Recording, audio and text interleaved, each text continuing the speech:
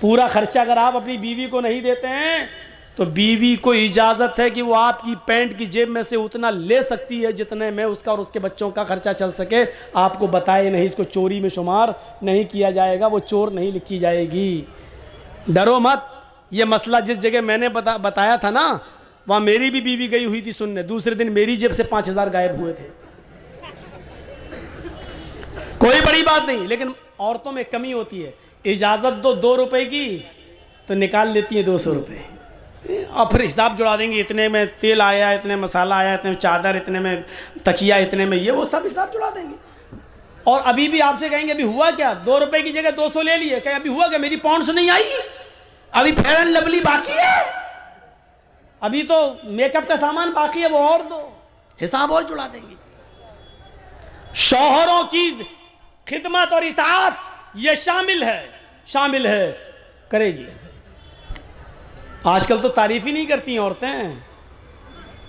शौहर कहते कितना अच्छा है होगा, तुम क्या जानो, मैं भुगत रही हूं, मैं जानती हूँ कि तुम जानती हो।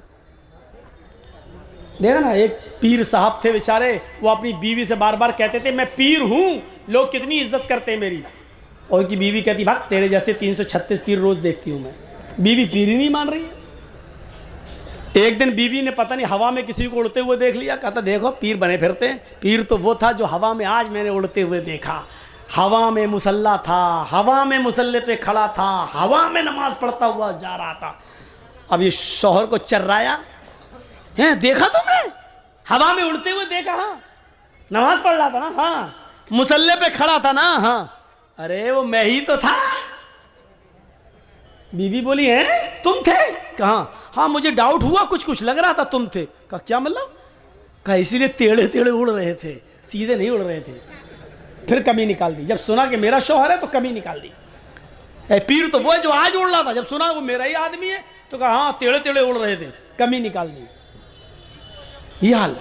एक पीर साहब को उसके मुरीद ने सपने में देखा। मुरीद ने, मेरे पीर साहब जन्नत में टहल रहे हैं, घूम रहे हैं, दूध की नहर, शहद की नहर, जन्नत की हूरों के बीच में बैठे हुए हैं। एक हूर अपनी तरफ खींच रही, दूसरी हूर अपनी तरफ, आओ आओ आओ मेरे पास आओ। आँख खुल गई, सुबह फजर की नमाज पढ़ी, फजर की नमाज पढ़ के जाने लगे, चलो अपने पीर साहब को खुशखबरी दें, कितने अच्छे हो, खुश नसीब हो, जन्नत में मैंने तुम्हें देखा। जैसे ही घर गए, दरवाज़ा खटखटाने से पहले देख रहे हैं कि दरवाजे के अंदर आवाज़ आ रही है, तड़ा तड़ तड़ा तड़ मारपीट की आवाज़ चल रही है। उनने ज़रा खिड़की के सांस से झांक के देखा तो क्या देखते हैं कि पीर साहब की बीवी झाड़ू से पीट रही है पीर को। ये बेचारा परेशान, मैंने तो कल ख्वाब में जन्नत में देखा, यहाँ तो बहुत बुरा हाल है हमारे पीर साहब का। अब वो जाने लगा, इतने में पीर साहब बाहर निकले, कहते ए इधर आओ भाई। वो आया, भाई कैसे आए थे, कहा कुछ नहीं मैं जा रहा हूँ यार, जिस काम से आए थे वो काम हुआ ही नहीं मेरा, जा रहा हूँ मैं। नहीं तुम्हें बताना पड़ेगा, किसी काम से आए थे। अरे वो काम आपके बस का नहीं है, मुझे जाने दीजिए भाई। कहा नहीं आप काम बताओ, मैं पीर हूँ, मेरे बस का काम नहीं है। कहा अरे भाई नहीं है यार आपके बस का। कहा बता रहे हो कि नहीं बता रहे हो। कहा कि आप मजबूर कर रहे हो तो सुनो, कल मैंने रात में ख्वाब में देखा आपको कि आप जन्नत में घूम रहे हैं, जन्नत में टहल रहे हैं, तरह तरह की नियामतें आपके पास मौजूद हैं, और जन्नत की 70 हूरों के बीच में आप बैठे हैं, वो खींच रही पहले मेरे पास, वो खींच रही मेरे पास। ये नक्शा देखकर मुझे रश्क आ गया, मैं आपको मुबारकबाद देने आया कि चलो अपने पीर को खुशखबरी सुनाऊं। तो देख रहा हूं कि क्या खुशखबरी सुनाऊं, जो जन्नत में कल आराम से टहल रहा था वो बीवी के हाथ से पिट रहा है, यहां पर स्वागत हो रहा है चप्पल झाड़ू से। पीर साहब बोले मेरे भाई तूने जन्नत में जो देखा है कल रात में ख्वाब में, वो बिल्कुल ठीक देखा है, वो मैं ही था। आप थे, अब भी बोलना मैं था, खास थे तुम तो घर में पिट रहे। पीर साहब ने कहा पिट रहे ना, तुम्हें यह नहीं मालूम कि अल्लाह ने मुझे जन्नत दी क्यों है। तुमने जो रात में जो जन्नत देखी है, जन्नत में मुझे देखा है, वो सही देखा, लेकिन अल्लाह ताला ने जन्नत हमें दी कैसे वो तो पता लगाओ। कहा कैसे। कहा मैं, तुम तो आज देखे हो, मैं तो 18 साल से अपनी बीवी की झाड़ू से रोज पिटता हूं, रोज पिट रहा हूं, और अपनी बीवी की मार खाने पर जो हमने सब्र किया है, अल्लाह ने सब्र के बदले में हमें जन्नत दी है। मुरीद कहता है अच्छा अच्छा ठीक है भाई साहब आप सब्र ही करते रहिए, जन्नत में जाइए, एक औरत से पिटिए, 70 औरत हूरें तुम्हें मिलेंगी, मैं जा रहा हूँ। तो ये औरतों का मैं ये वाक़या बता रहा हूँ, ये वाक़या हकीकत में लिखा हुआ है किताब में, हालांकि फ़र्ज़ी होगा, जिसने भी लिखा है उसने कोई हवाला तो दिया नहीं है, लेकिन मैं ये बताना चाहता हूँ, उसने सिर्फ औरतों के बारे में बताना चाहा कि औरतें आज शौहरों पर इतना जुल्म करती हैं, इतना ये बताना चाह रहा था वो। लेकिन मुझे मालूम है कि फ़र्ज़ी होगा, क्योंकि बीवी से ज़्यादा ये, लेकिन ये सच्चाई है कि बीवी से ज़्यादा शौहर के हालात कोई नहीं जानता। आपकी कमज़ोरी क्या आपकी बीवी जानती होगी। एक बार कोई थे बेचारे, उन्हीं के नाम पे पूरी बरेलवियत का नाम रखा हुआ है। बरेली के एक मस्जिद में तकरीर कर रहे थे वो, और तकरीर करते करते भूल गए। अब बड़ी बदनामी होगी, इतने बड़े मौलाना भूल कैसे गए। तो ऐसे कहने लगे, चल हट, दूर दूर हट, दूर। अब तकरीर ख़त्म करने के बाद जब हटे तो लोगों ने पूछा, ये क्या हो गया था मौलाना साहब हजरत। वो बोले, साहब खाने काबा में कुत्ता घुस गया था, उसको भगा रहा था। बैठे बरेली में, और कुत्ता कहाँ का भगा रहे हैं, खाने काबा का। बीवी भी जलसा सुनने आई थी। अच्छा, दूर की नज़र बड़ी तेज़ है, बरेली में बैठे बैठे कुत्ता दिखाई दे रहा खाने काबा का, जबकि खाने काबा में मक्का मदीना में कुत्ता घुस नहीं सकता, और इनको दिखाई दे रहा है। ठीक है, इशा के बाद खाना तो घर ही पे खाओगे, तो भूख लगी है खाना लाओ। बीवी ने गोश्त का शोरबा नीचे डाल दिया प्लेट में, ऊपर से सूखे चावल डाल दिए, दस्तरखान पे रख दिया, लो खाओ, मैं पानी लेके आ रही हूँ। जब तक पानी लेके आई देखा ये बैठे हुए हैं। कहा, रे तुमने शुरू नहीं किया खाना का। मैं खाना रख दी। पागल है क्या, सादा चावल खाएंगे। वाइट चावल ला कर रख दिए, सादा सादा। अरे इसमें डालने के लिए कुछ तो लाओ। आपको मालूम नहीं है? का क्या मालूम? ओह, अभी तो 1-2 घंटे पहले मगरिब के बाद अभी तो कुत्ता भगा रहे थे खाने काबा का, इतने दूर का कुत्ता दिखाई दे रहा था, और इस चावल के नीचे गोश्त और शोरबा मैंने पहले डाल दिया, वो दिख ही नहीं रहा तुम्हें? कुत्ता दिखाई दे रहा है, चावल का शोरबा नहीं दिखाई दे रहा है जो नीचे डाला। पगड़ी हटाई हजरत ने, खुजाते घर का भेदी लंका ढाए। मेरी बीवी यहाँ कह दिया बाहर मत कह देना, वरना लोगों का भरोसा उड़ जाएगा मेरे ऊपर से। ये लोग हैं, इतने नजदीक का इल्म नहीं, और खाने काबा का कुत्ता इनको दिखाई दे रहा है। तो ये चीजें होती हैं, बीवी शौहर की अकल भी ठीक कर देती है। तो 4 चीजें बताई हैं, 5 वक्त की नमाज पढ़ती हो, रमजान के रोजे रखती हो, अपनी शर्मगाह की हिफाजत करती हो, और शौहर की इताअत करती हो। ये 4 काम जो औरत कर ले, फल तदखुल मिन अब्वाबिल जन्नति शात, ऐसी औरत जन्नत के जिस दरवाजे से दाखिल होना चाहे हो जाएगी। उसके लिए जन्नत के 8 दरवाजे खुले हुए होंगे। ऐ अल्लाह की बंदी, तू जिस दरवाजे से जाना चाहे चली जा। ये औरत के लिए जन्नत में जाने का रास्ता। मेरी माँ बहनों, एक और रास्ता तुम्हें देता हूं जन्नत में जाने का, लीजिए।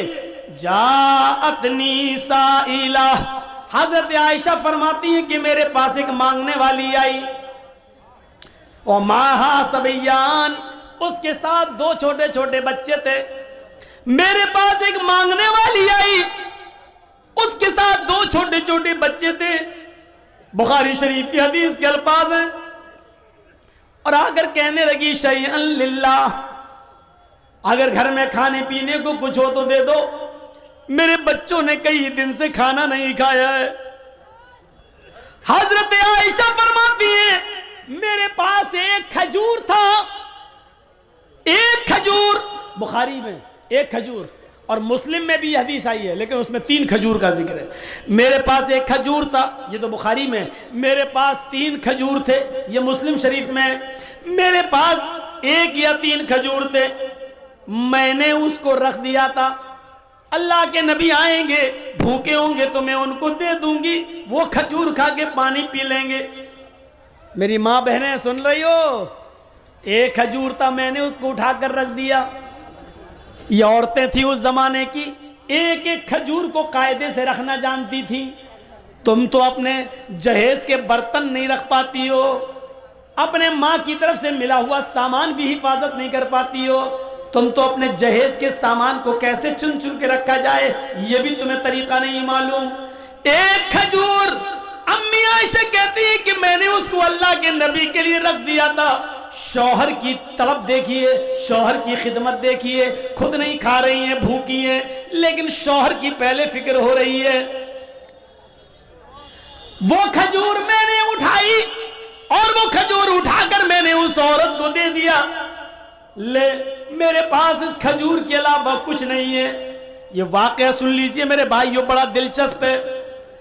जैसी उस मांगने वाली को मैंने वो खजूर दिए, उस मांगने वाली ने अपने दोनों छोटे छोटे बच्चों के सर पे हाथ रखा और उस खजूर के 2 टुकड़े कर दिए, बीच से गुठली निकाली और गुठली को फेंक दिया और उस खजूर के 2 टुकड़े कर दिए।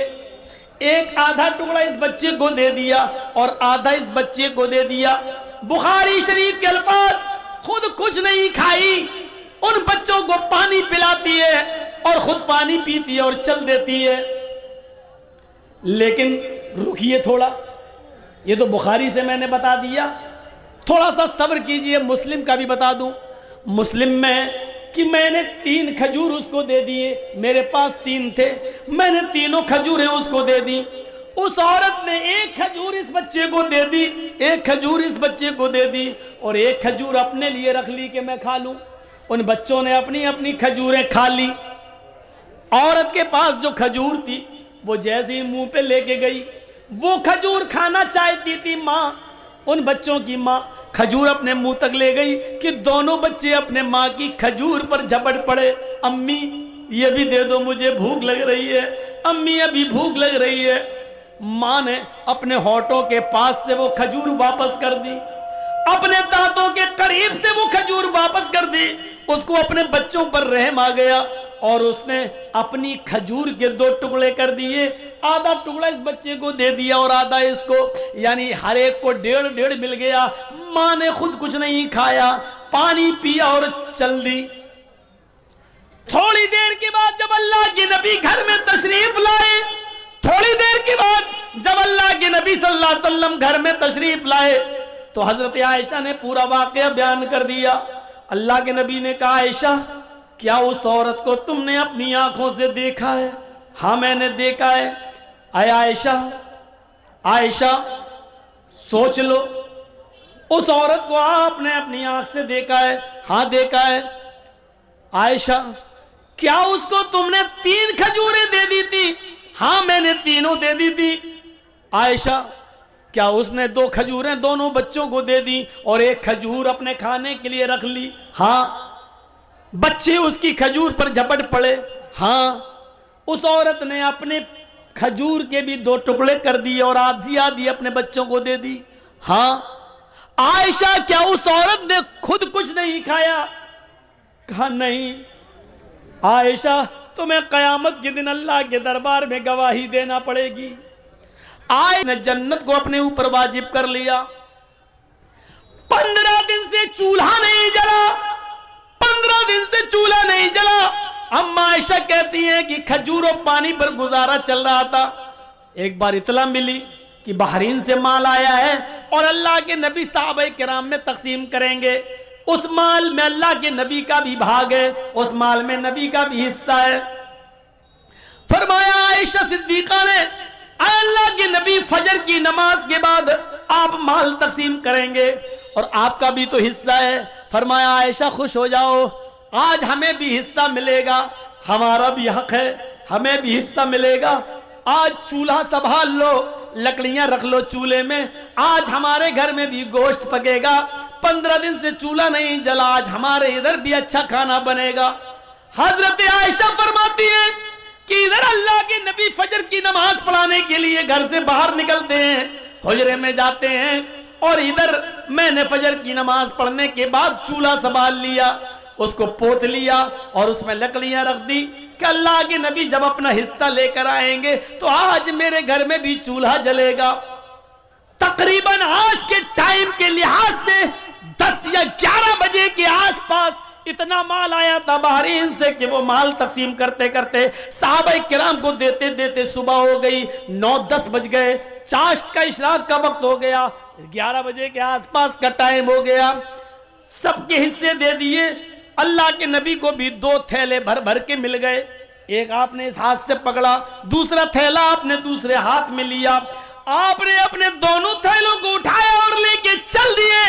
आप जैसे ही चले निकले, अल्लाह के नबी सल्लल्लाहु अलैहि वसल्लम अपने घर की तरफ रवा दवा हैं, जा रहे हैं। घर आने ही वाला है कि अचानक 2 छोटे छोटे मासूम बच्चों ने मोहम्मदुर रसूलुल्लाह का हाथ पकड़ लिया। दाएं देखा तो 7 साल का बच्चा, बाएं देखा तो 9 साल का बच्चा। दाएं देखा उसने ये थैला पकड़ लिया, बाएं देखा तो उसने दूसरा थैला पकड़ लिया।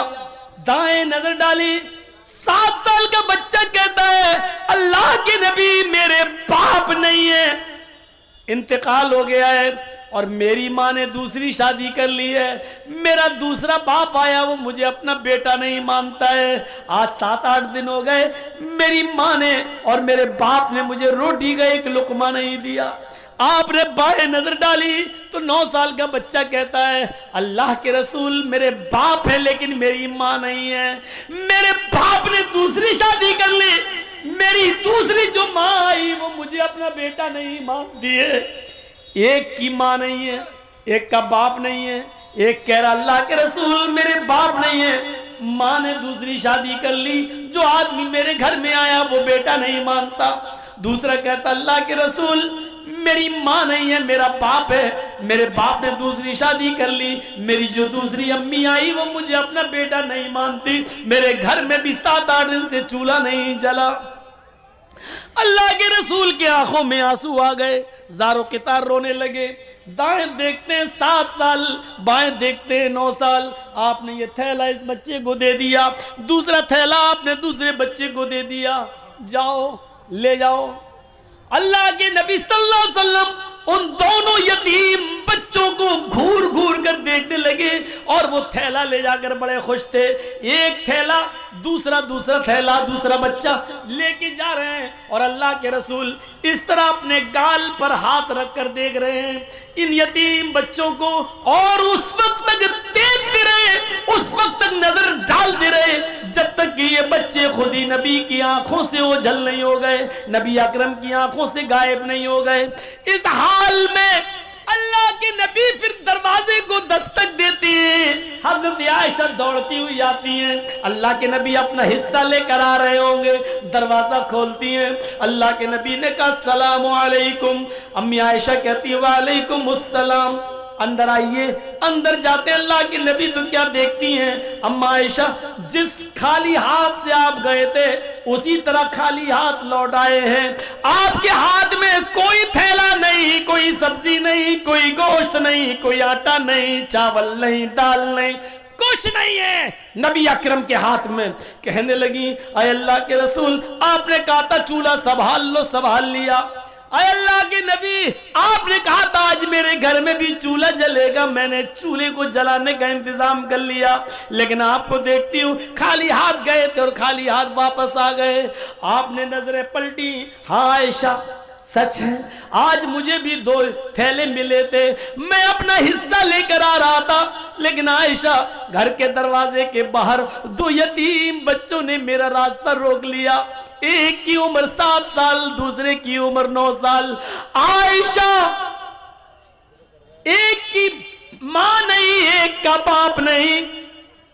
आयशा एक का बाप सोतेला, दूसरे की मां सोतेली। उधर बाप बेटा मानने के लिए तैयार नहीं, उधर सोतेली मां बेटा मानने के लिए तैयार नहीं। और यतीम बच्चों का पेट उनकी पीठ से चिपक रहा था, भूख की हालत में उनको निढाल कर लिया था। और उन्होंने जब मुझसे कुछ मांगा तो मैंने दोनों थैले एक एक दोनों को दे दिया।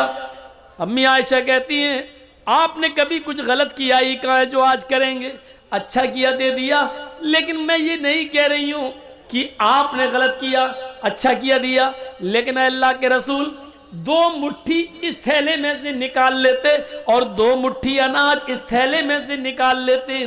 मैं चक्की पर पीस देती, आज घर का गुजर बसर चल जाता।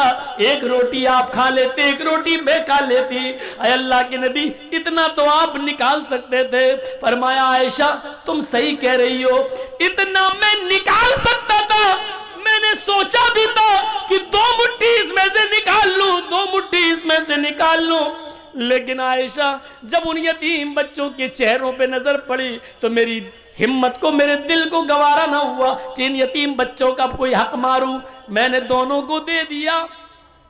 आयशा, यतीमी हमने देखी है, तुमने नहीं देखी। इन जुमलों पे गौर करो। आयशा, यतीमी मैंने देखी है, तुमने नहीं देखी। तुम्हारे तो बाप अभी भी जिंदा हैं, तुम्हारी माँ तो अभी भी जिंदा है, तुम यतीम नहीं हो। यतीमी का दर्द मैंने देखा है। आयशा, यतीमों की कंडीशन मुझसे ज्यादा कौन जानता होगा। आयशा, मैं जब पैदा हुआ, पैदा होने से 2 महीने पहले मैंने बाप को खो दिया। मेरा बाप मेरे पैदा होने से 2 महीने पहले ही मुझे छोड़ के चला गया। मैं पैदा हुआ तो यतीम बनकर दुनिया में मैंने आंखें खोली तो यतीमी की हालत में मेरे बाप इस दुनिया में मौजूद नहीं थे। और जब मेरी उम्र 6 साल की हुई, मेरी माँ मुझे अपनी माँ यानी नानी के घर लेके गई। जब मैं मदीना से यसरफ से लौट के आ रहा था, 6 साल की उम्र थी, तो मकामे अबवा पर मेरी माँ पहुंची, जो मक्के आ रही थी रास्ते में।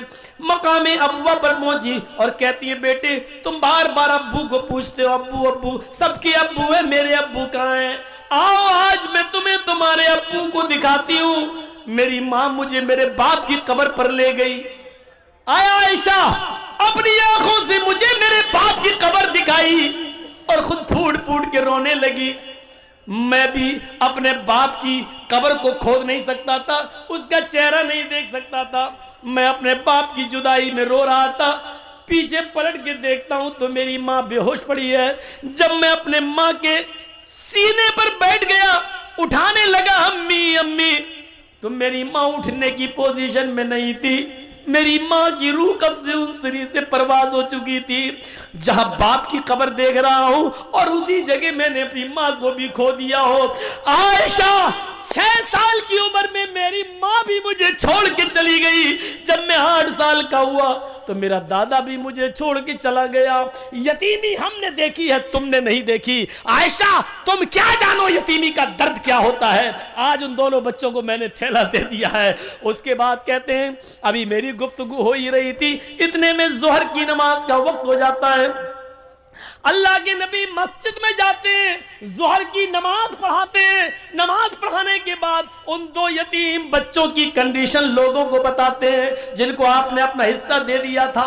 यतीमों के हुकूक बताते हैं, यतीमों के फजाइल बताते हैं, यतीमों की परवरिश का ऐलान करते हैं। और फिर आपने इतना ज्यादा ऐलान कर दिया, इतना ऐलान कर दिया उसी मस्जिद के अंदर, फरमाया यतीमों को खिलाने वालों, यतीमों को पिलाने वालों, अना व काफिलुल यतीमी फिल जन्नती कहातैन, अना व काफिलुल यतीमी फिल जन्नती कहातैन। लोगों, मैं और यतीम को खिलाने पिलाने वाला मैं, और यतीमों का हक अदा करने वाला मैं, और यतीमों की परवरिश करने वाला, ये दोनों जन्नत में ऐसे रहेंगे जैसे ये दोनों उंगली मिली हुई है। यानी वो मेरा पड़ोसी बनकर रहेगा जन्नत के अंदर, वो मेरा पड़ोसी बनकर रहेगा। यतीमों को मत सताना, यतीमों को मत रुलाना, यतीमों की आंखों में आंसू मत आने देना। यतीमों को खिलाने पिलाने वाला मेरा जन्नती बनकर, मेरा पड़ोसी बनकर रहेगा। उसका मकान मेरे मकान से चिपका हुआ होगा, वो मेरा जन्नत में मेरा पड़ोसी बनकर रहेगा। मेरे प्यारे साथियों, मैंने जन्नत का लफ्ज लाकर ये बताना चाहा कि यतीमों को खिलाने पिलाने वाला भी जन्नत में जाएगा। ये जन्नत में जाने वाले रास्ते मैंने आपके सामने बताए हैं। ये जन्नत में जाने वाले रास्ते हैं। जिनके छोटे छोटे बच्चे मर जाते हैं, किसी का 1 महीना का, 2 महीने का, 1 साल का, 2 साल का, 7 साल तक जो बच्चे मर जाते हैं, इंतकाल कर जाते हैं, छोटे छोटे बच्चे 10 साल का भी उसमें शामिल हो जाता है, क्योंकि 10 साल के बाद फिर नमाज किसी भी हाल में माफ़ नहीं है। तो 10 साल से पहले पहले का जो मामला वो बच्चों में शुमार किया जाता है कि जिसके छोटे छोटे बच्चे इंतकाल कर जाते हैं और उसने अपने बच्चों के इंतकाल पर सब्र किया तो सिगारुहुम दामीसुल जन्ना, इन छोटे छोटे बच्चों की रूहें जन्नत में बेरोक टोक घूमती और टहलती रहती हैं, जहां जाना चाहें चलती रहती हैं, फिरती रहती हैं। कयामत का दिन होगा, मैदाने महशर में हिसाब किताब हो रहा होगा। हिसाब किताब हो जाने के बाद अल्लाह कहेगा जन्नतियों तुम जन्नत के अंदर चले जाओ, अरे जहन्नमियों तुम जहन्नम के अंदर चले जाओ। जन्नती जन्नत के किनारे पर और जहन्नमी जहन्नम के किनारे खड़े होंगे। जहन्नमियों को अल्लाह जब जहन्नम में डालने का हुक्म देगा फरिश्तों को, तो उससे पहले कहेगा इन जहन्नमियों में से उन लोगों को अलग कर दो जिनकी जिंदगी में हमने उनके छोटे छोटे बच्चे छीने हैं, उनके बच्चे छीने हैं, जिन बच्चों का इंतकाल हो गया उनके माँ बाप को अलग कर दो। उनको अलग कर दिया जाएगा। अल्लाह कहेगा बाकी को जहन्नम में डाल दो, सबको जहन्नम में जहन्नमियों को डाल दिया जाएगा। जिनके छोटे छोटे बच्चे छीने थे उनको एक अलग कर दिया जाएगा। फिर अल्लाह फरिश्तों को हुक्म देगा फरिश्तों इनको जहन्नम में डालने से पहले इनके बच्चों से इनको मिलवा दो, क्योंकि दुनिया में भी इनसे छोटेपन में हमने बच्चे छीन लिए थे। बच्चों ने अपने माँ बाप को नहीं देखा और माँ बाप ने अपने बच्चों से सही तरीके से बात भी नहीं की है, इसलिए कि कोई बोलता था कोई नहीं। छोटे छोटे मासूम बच्चे थे, हमने उनको उठा लिया। आज इनको मिलवा दो, इनको जहन्नम में जाने से पहले इनकी ये तमन्ना भी पूरी कर दो ताकि इनको शिकायत न रहे। फरिश्ते उनके छोटे छोटे बच्चे जिनके छीने गए होंगे लेके आएंगे, उनको उनके माँ बाप से मिलवाया जाएगा। जो बच्चा अपने माँ बाप से मिलेगा उसको पकड़ लेगा और उसको बातें करता होगा, अब्बू अब्बू। अभी दोनों बातें हो रही होंगी, इतने में हुक्म होगा बस टाइम खत्म हो गया, इन बच्चों को छुड़ा लो। आए फरिश्तों बच्चों को जन्नत में ले जाओ और इनके माँ बाप को जहन्नम में डाल दो। हमने इन बच्चों से माँ बाप मिलवा दिए और माँ बाप को बच्चों से मिलवा दिया ताकि किसी को शिकायत न रहे। इनके माँ बाप को जहन्नम में डाल दो, जैसे अल्लाह ये हुक्म देगा जहन्नम में डाल दो, वैसे वो बच्चे अपने माँ बाप के दामन को पकड़ लेंगे। फयाखुज़ू बिनाहियति सौबी, वो अपने माँ बाप के कपड़े को दामन को पकड़ लेंगे। फलम युफारिक़हा, फिर उसको छोड़ने का नाम नहीं लेंगे, उससे अलग नहीं होंगे, उसको छोड़ेंगे नहीं। कहेंगे अल्लाह दुनिया में भी तूने दुनिया में भी मेरे माँ बाप से मुझको छीना और आखिरत में भी मुझसे मेरे माँ बाप छीन रहा है। ऐ अल्लाह दुनिया में तूने मुझे छीना माँ बाप से और आखिरत में माँ बाप को छीन रहा है मुझसे। ऐ अल्लाह ये तेरा कैसा इंसाफ है, दुनिया में भी तूने हमें मेरे माँ बाप नहीं दिए और आखिरत में भी मुझे मेरे माँ बाप नहीं दे रहा है। ऐ अल्लाह फिर तो हम बदनसीब हुए कि दुनिया में भी मुझे मेरे माँ बाप नहीं मिले और आखिरत में भी मेरे माँ बाप नहीं मिल रहे हैं। ऐ अल्लाह ऐसा न कर, अल्लाह मेरे माँ बाप को जन्नत में दाखिल कर दे, अल्लाह मेरे माँ बाप को मेरे साथ जन्नत में भेज दे। गैब से आवाज आएगी, आए फरिश्तों मैंने छोटे छोटे बच्चों की इस्तिदा को, इनकी गुजारिश को मैंने कबूल कर लिया है। आए फरिश्तों इनकी दुआ को मैंने सुन लिया है, इन छोटे छोटे बच्चों की बात को मैंने मान लिया है। आए फरिश्तों इन बच्चों को इनके साथ छोड़ दो और आए छोटे छोटे मासूम बच्चों अपने माँ बाप की उंगली पकड़ो और तुम अपने माँ बाप को हाथ पकड़ के अपने साथ जन्नत के अंदर ले जाओ। यहां पर भी जन्नत का लफ्ज आ गया, यानी जो बच्चे सिग़्र सिन्नी में छोटे छोटी हालत में उठा लिए जाते हैं और जिनके माँ बाप ने अपने बच्चों के इंतकाल पर सब्र किया, रोए नहीं, गला फाड़ फाड़ के बयान कर करके रोए नहीं, मातम नहीं किया और सीना नहीं पटका और बाल नहीं नोचे, बल्कि अल्लाह ने जब उनके बच्चों को उठाया तो अपने बच्चों के इंतकाल पर, मौत पर उन्होंने सब्र किया। कहा अल्लाह की अमानत थी, अल्लाह ने ले लिया।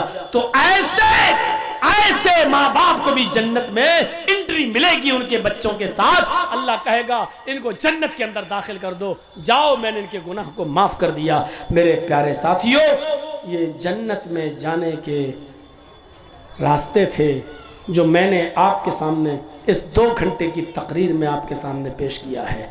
उम्मीद है महंगा सामान खरीद कर जहन्नम का टिकट ख़रीदने वालों, इन सस्ते और फ्री वाले काम करके हम आसानी के साथ जन्नत हासिल कर सकते हैं। हम अल्लाह से दुआ करते हैं कि बार इलाह हमें जन्नत के रास्तों पे चलने वाला बना दे, जन्नत के रास्तों पे चलना हमारे लिए आसान फरमा दे। अल्लाह जब तक तो हमें ज़िंदा रख, इस्लाम पे ज़िंदा रखना, जब हमारा ख़ात्मा हो तो ईमान पर हमारा ख़ात्मा फरमाना।